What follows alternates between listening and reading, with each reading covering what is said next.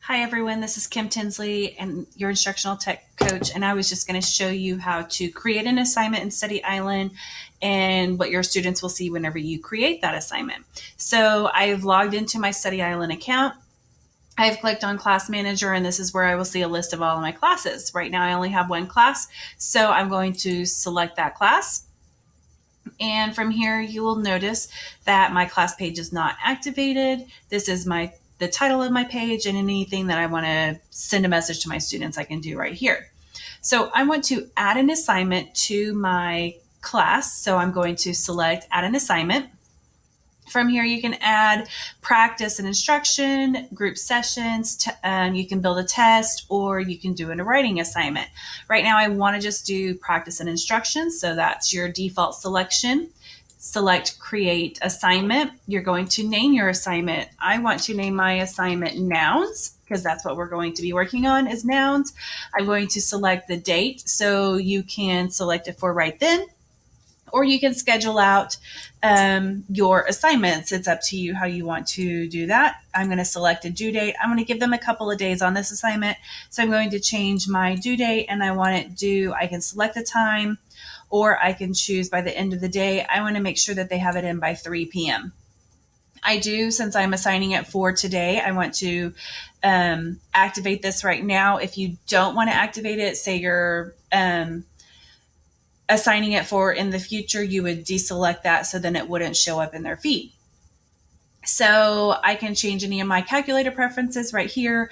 I can change any of my school preferences in this section down here.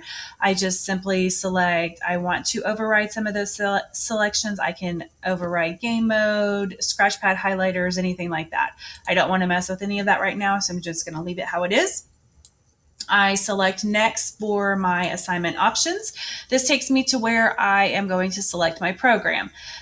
So right now I'm just going to go to this first one, Oklahoma second grade standards, and I'm going to work in ELA since I'm doing nouns. So I search through all the standards that are listed for my topic, and I'm going to do nouns. So I just select that I want to do nouns. If I were wanting to select anything else, I could just select those. But right now my class is just working on nouns, so I just select nouns. In this section, I can view the lesson that students will have access to. I can view the questions, and I can view the skill, the actual standard. So if I wanted to know what the standard was, I can pull that up and view it. I don't need to assign anything else because all I'm doing is assigning nouns for this assignment. So I'm going to scroll down. I'm going to select next for my students, and it defaults to the students that you already have in your class. That is selected. So I don't need to do anything there except for press save and exit. This takes you back to your class manager page, and this is where my assignment is assigned. I can see that. I can deactivate the assignment from this section. I can view any results that might come through. This will give me more detail, and this is where I can edit or delete my assignment. So I'm going to switch over to a student's page that is in my class. As you can see, she is logged in, and this is right here, no active assignments. What I have found, if you go in and you assign an assignment, you have to have them log out and log back in. So it's best to set up your assignments before class. Sometimes pressing the refresh will bring up their active assignments. Sometimes it will not. But I want to come back over to my teacher page, and I'm going to check one thing that I forgot to check. Right here where it says class page activated.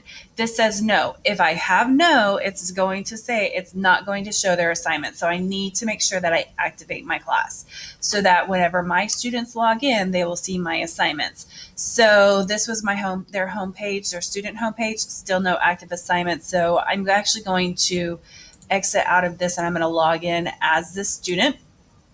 So I'm going to sign in. It's going to take a couple of seconds, and this is her profile page. Right down here, now it says active assignments, and it says nouns. That's the one I just assigned. It has the due date by 3 p.m., and I can click as a student to start this program, or to start this assignment.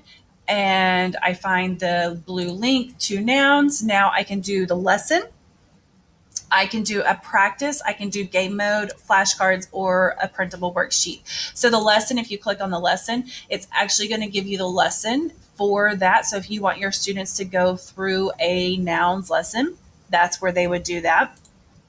If you want to do practice where they have no game mode, you would have them select practice. I like to have my students go into game mode because this gives them, they have to answer the question and then they get 15 to 30 seconds of a game to play.